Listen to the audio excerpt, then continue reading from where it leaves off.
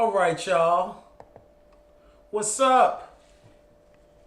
So my intention today is to begin this discussion, this really lengthy discussion that I've been talking about us having around finding your life's purpose. So, I started you off with some Bob Proctor earlier. I want us to listen to Oprah a little bit. We're talking about purpose. I'm getting you primed for me to start to share some of the things that I want to share about purpose and life and what we're here to do and what your calling is. But look, let's listen in here.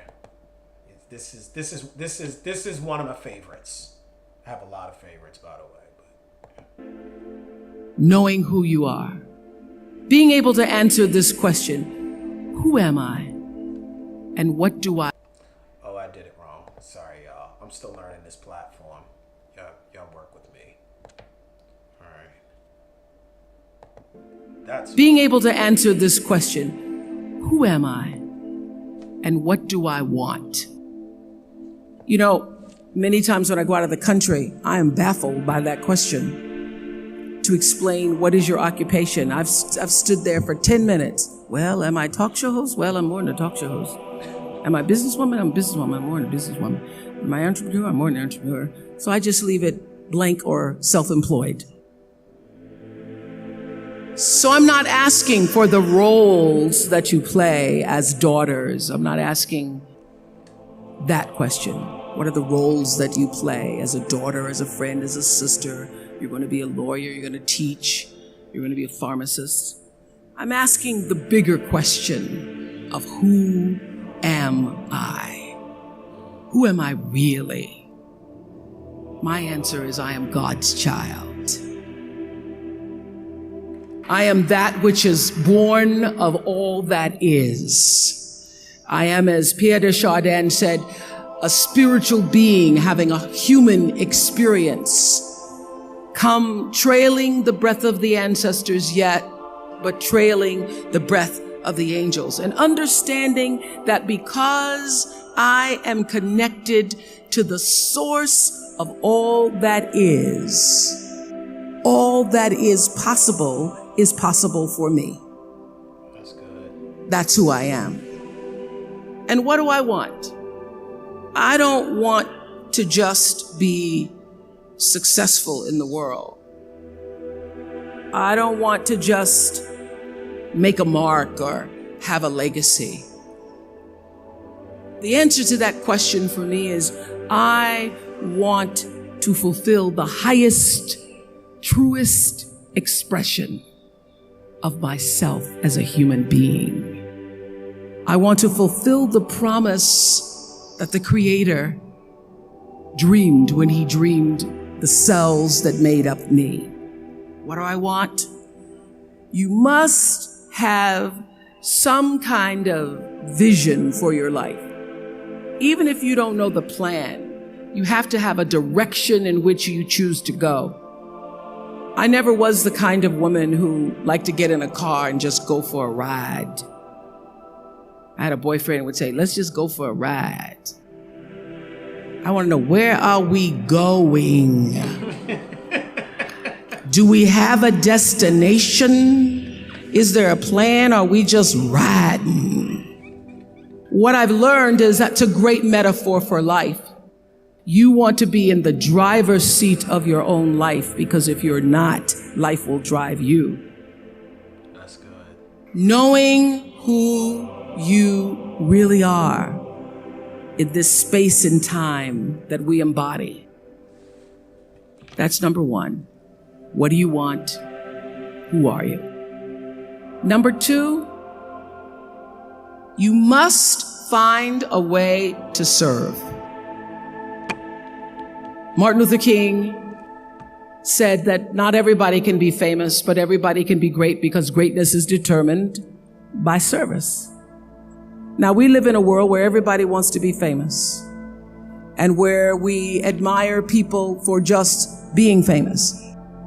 We think being known brings us value.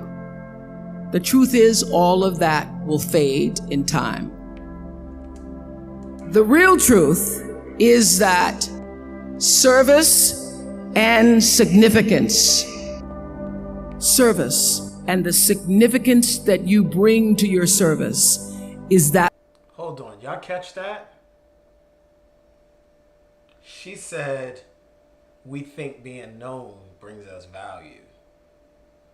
That's deep. Which is lasting.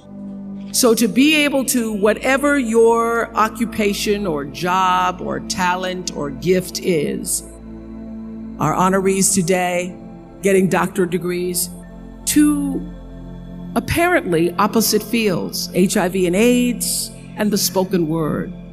But what they have in common is service, using the spoken word in service to community and the world. Using your knowledge and information about HIV and AIDS and medicine in service to the world. And if you look at all the most successful people in the world, whether they know it or not, they have that paradigm of service. Everybody's talking about Mark Zuckerberg and IPO. Service. Jay-Z rapping. Service. Through the word, to people, through song. For many years, I was really just happy to be on TV, and people would stop and say, "Oh, you on TV?" "Yeah, I'm on TV. I like being on TV. It's a nice job." That I went back and I took a long look at what it was I was doing on TV and made a decision that I was no longer going to just be on TV, but I was going to use TV as a platform, as a force for good, and not be used by TV. And I will tell you, my decision to make that significant change in the way I operated on television, using television as a service, changed my career exponentially. Television as a service. She dropping nuggets. Television as a service. She said, I'm not just going to be on TV. I'm going to use it. How many things do we end up getting used by when we were supposed to use it?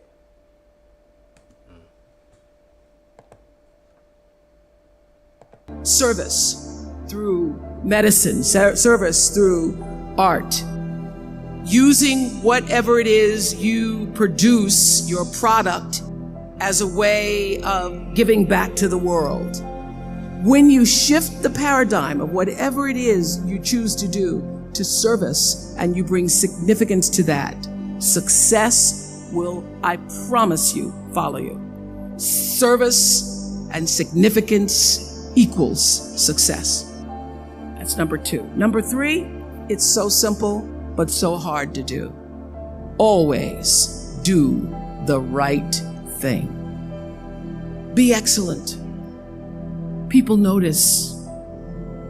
Think of how you notice. You go to Taco Bell, somebody gives you an extra napkin and some sauce. You notice.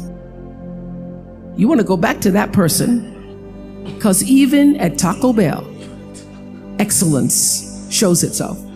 Be excellent. Let excellence be your brand. Everybody talks about building a thing, even when nobody knows you're doing the right thing. We'll always bring the right thing to you. I promise you that. Why? Because the third law of motion is always at work. For every action, there's an equal and opposite reaction. That is so true in all of our lives. That's what Newton said. Celia in The Color Purple said it. Everything you even try to do to me, already done to you. Everything you even try to do to me, already done to you. So you don't have to worry about revenge or getting back at somebody, making sure they pay.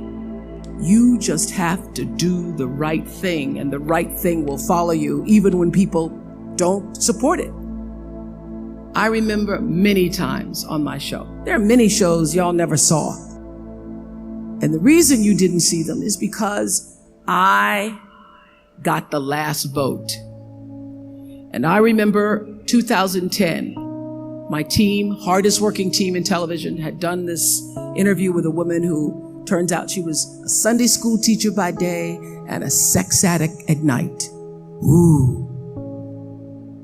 And they were like, you won't believe it. We got her going out. We got her with the men and we get to show her. And she was willing to show us everything. I sat down with a woman for an interview that was taped. And during the process of the interview, I said, why are you doing this? And she said, oh, I want to help people. I want to tell my story and I want to help people. I said, do you have children? She says, yes, I have a 10-year-old son. I knew right then this is never going to see the light of day. So we got off the air and I said to the lady, we are not going to air that show. And she said, why? My producer said, why? She knew she was being filmed. She knew what she was saying. She knows what I said, because her son will never get over it. Her son will never get over it. And it's not worth a rating point to me. Not worth a rating point to me to know that there's a 10-year-old boy who's destroyed because his mother went on the Oprah Winfrey Show and told all her business. You do the right thing, even when other people think it may not be. That's a deep story. I mean, I'm not saying it's not true, but if it's true, I mean, I would hope it is if she told it, but that's incredible because not many people would have done that. They would have been And okay, oftentimes, she want to go in, put her business out there. Oh, well, yeah. But that's big of her. times when you make a decision to do the right thing, immediately you're faced with doubt. Was that the right thing? Was that the right decision? I don't know. Was that the right thing? You always know it's the right thing when in the end, there is peace. You are rewarded by peace in knowing that you did the right thing. The most important thing I have come to know in doing the right thing and making the right choices is understanding what we talked about yesterday.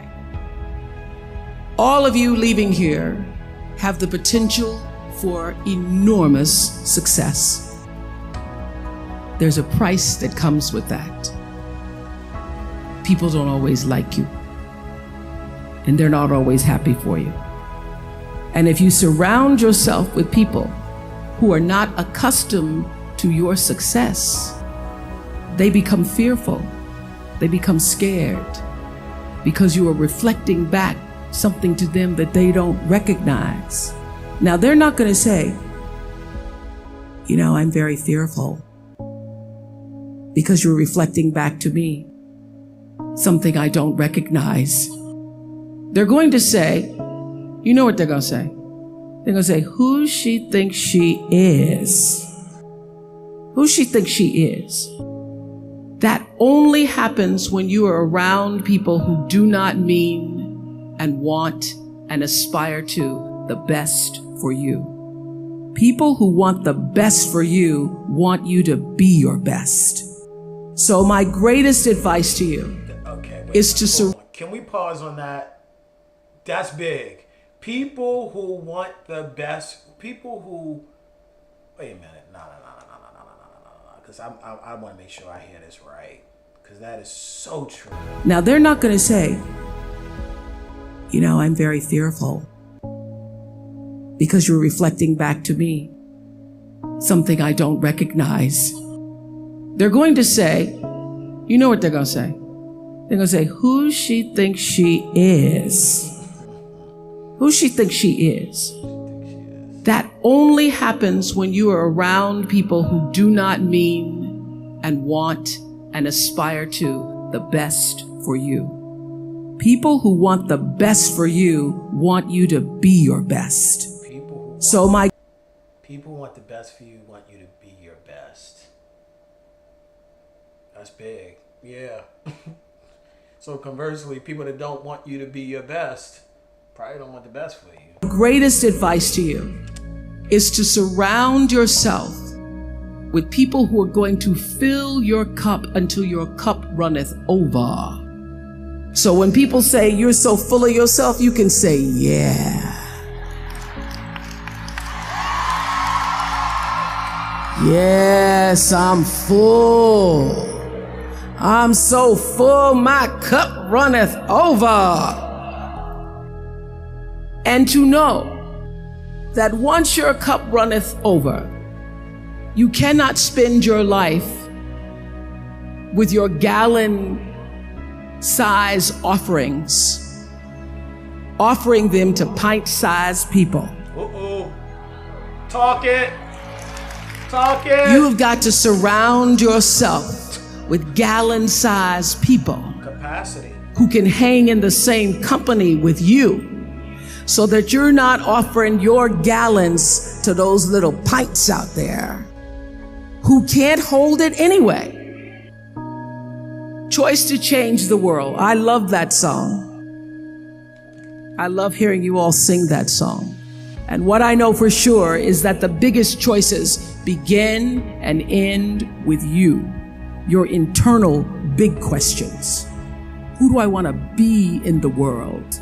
My relationship to source energy, to all that is God.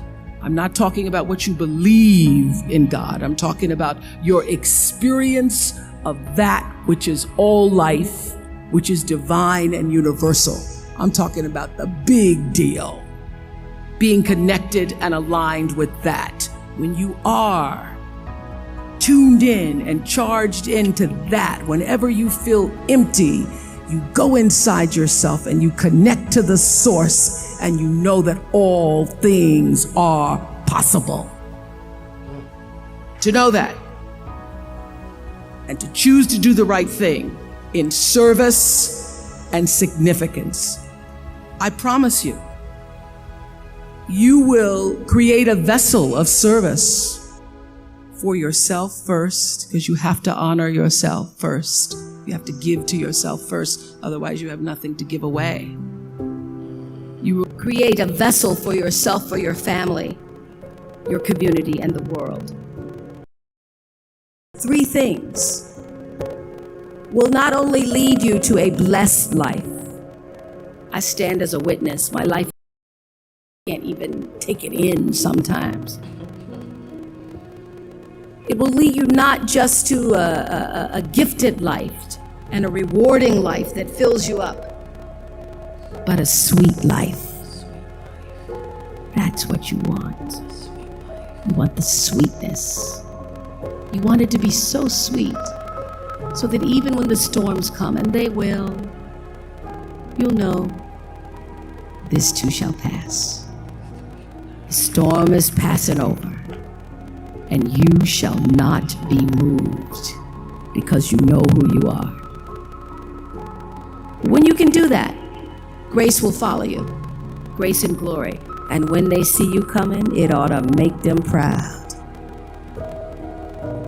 I have spent hundreds and hundreds and hundreds and thousands of hours talking to spiritual leaders and teachers, and not just spiritual leaders and teachers who have been deemed so, but thousands of people who came from levels of dysfunction, who came from levels of pain, who were suffering, who were challenged in their progression of trying to be the best human beings they could be. And they allowed themselves the opportunity to come on our show, The Oprah Winfrey Show, and share their stories. I am one who believes in the sharing of stories.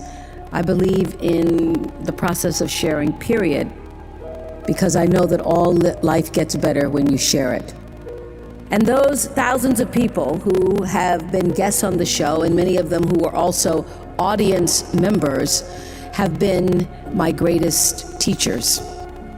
And I would say that one of my gifts that I've had since I was a little girl growing up in Mississippi, being raised on a tiny little acre farm with my grandmother, is that I knew how to pay attention. I was a great observer of life. And I grew up believing that I was indeed for sure God's child. It's because every Sunday I sat in our little church down the road, a dirt road from where my grandmother lived. No running water, no electricity, but the church is down the road from us. And we could hear the singing as I was getting dressed for Sunday school. And I'd always sit on the left-hand side, the left pew in the second row. And I would listen to the preacher preach about the Lord thy God is a loving God, and sometimes he would say the Lord thy God is a jealous God. But most important, I heard him say, you are God's child, and through God all things are possible.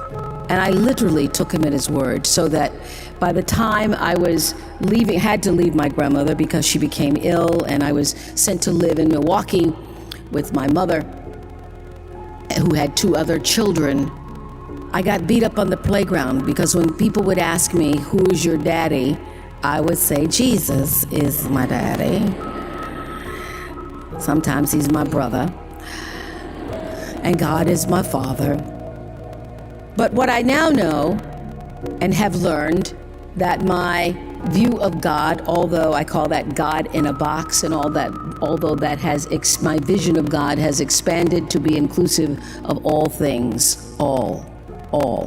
God is all, God is law, God is all, in all things. Not just the guy sitting up with the beard. And now that view of God has expanded, I still understand how important it was for a little colored girl. We weren't even black yet, not to mention African American. You know what I mean, Harry? A little colored girl in Mississippi for whom there was no vision of hope or possibility. My grandmother's greatest desire for me, as she had been a maid and her mother before her had been a maid, her greatest desire was that I would grow up one day and be able to do the same. And she wished for me that I would be able to, she used to say, I hope you get some good white folks when you grow up. I hope you get good white folks who treat you good. So my grandmother would have no idea of the life that I now lead with good white folks who are working for me. She just wouldn't get it. Yes! She wouldn't get it. Y'all catch that? She said her grandmother wanted her to get good white folks that she would work for. She said, I got good white folks working for me. Yeah, I hear that, Oprah. She wouldn't get it, but somehow I think she must know, and she's up around in the spirit realm saying, Lord have mercy. I didn't see it. But I now know that having that belief system, that something greater than me was in charge of my destiny, of my fate, that it wasn't just me alone having to survive for myself, is the thing, is the value, is the rock that has sustained me. So my vision, my perception, my understanding of what it means to be a universal citizen has grown as I came to understand Acts 7, God, I move and God. To literally live in the breath that is God. To live in the breath and allow the breath to breathe me as God. And that is the reason I see I have been able to manage fame, handle the success, grow in grace. I do, and all that I am comes up and out from the center of that space. You, where you are, in the language, with the people, with the circumstances and experiences that you can understand and interpret, if you are willing to see that always life, God, is speaking to you. Now, It took me a while to actually really get this and to understand it, but once I did, I started paying attention to everything. And one of the reasons why I can now accept the fact that I can offer my gatherings of information and wisdom and call myself a spiritual teacher is that every single person who ever came on my show, and I hear there's like 37,000 guests I've talked to, a lot of them came from dysfunction and a lot of them wouldn't appear to be teachers, but every one of them had something to say that was meaningful and valuable and that I could use to grow myself into the best of myself, which is what all of our jobs are. Your number one job is to become more of yourself and to grow yourself into the best of yourself.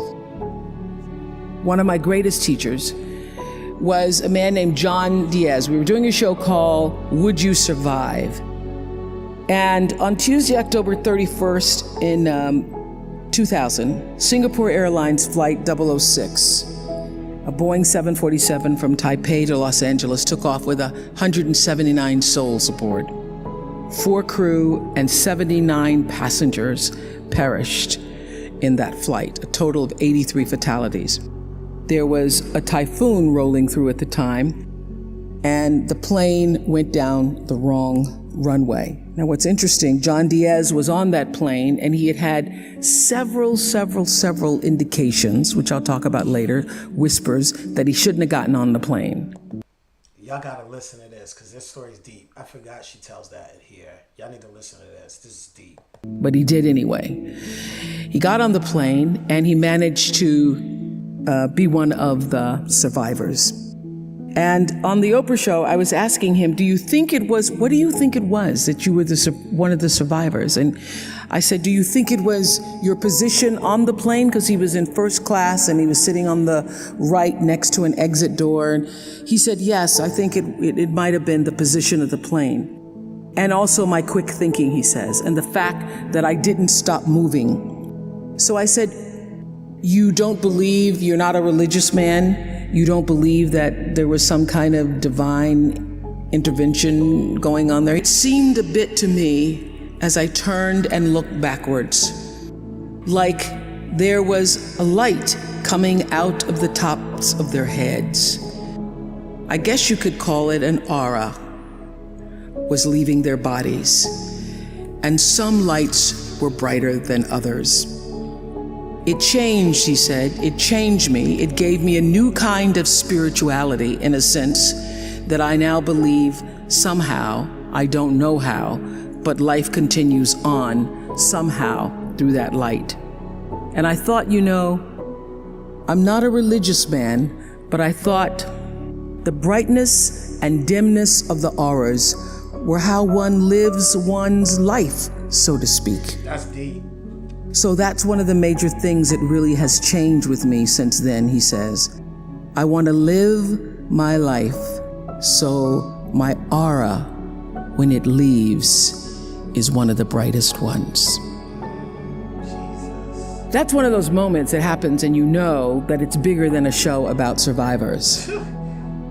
Because I always knew that when I am moved, at least a million other people might be too. Because if I can feel it, and there are 20 million people watching around the world, it means that somebody else also felt and heard the same thing. That's what That's deep.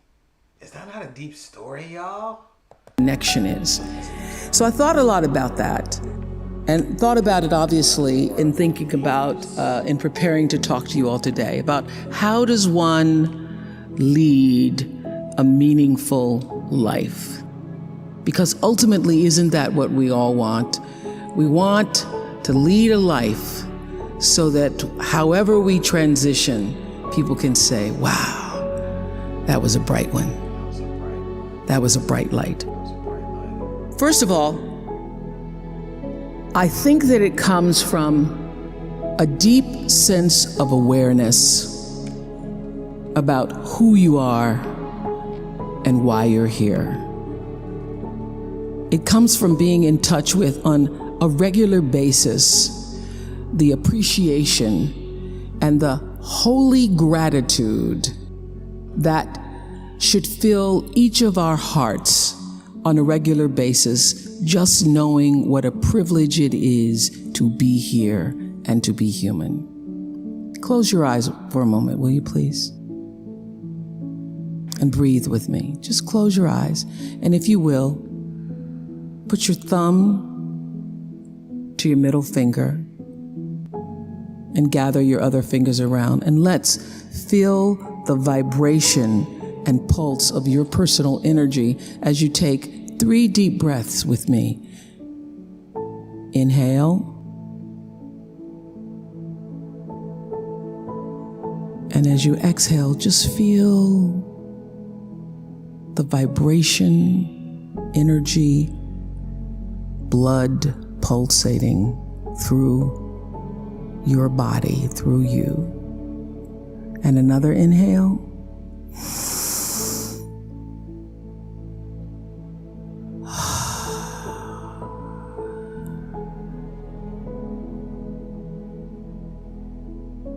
And another inhale.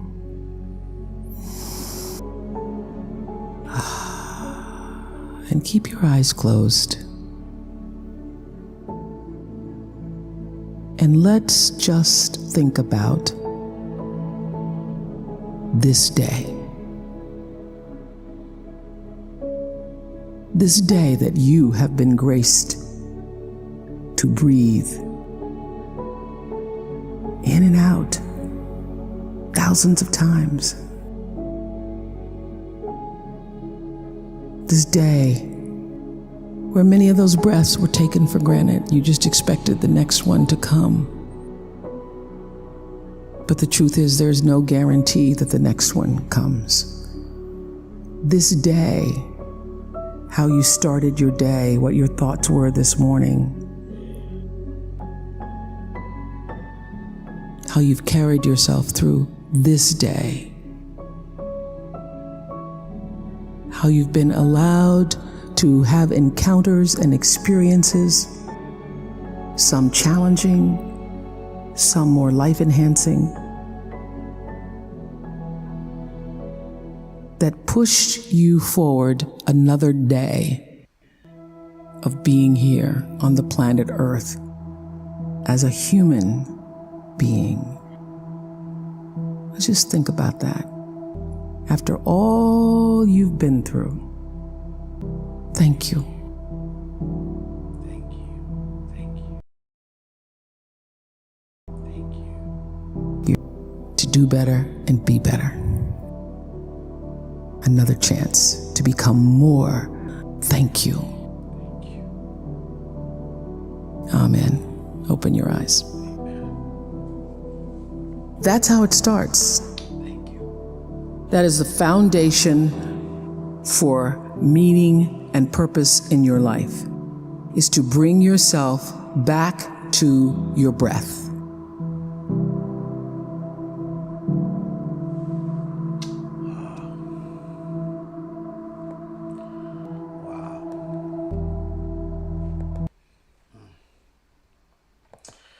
Hadn't watched that in a while. I just wanted to share that with y'all. Thank you. The story about the oars leaving people on that plane that was burning. That's a story that's always stuck with me. That's a story that's always stuck with me. That's deep. That's deep. That's deep. How we live our lives more authentically, who you're meant to be. So much wisdom in that 33 minutes. So much wisdom. So much wisdom. So much wisdom. So much wisdom. Such an integrated way of seeing spirituality. Such an integrated way of seeing spirituality. Never getting into the nuances of religion, understanding that in all I do, I live and breathe and move through God. We all do. That's powerful.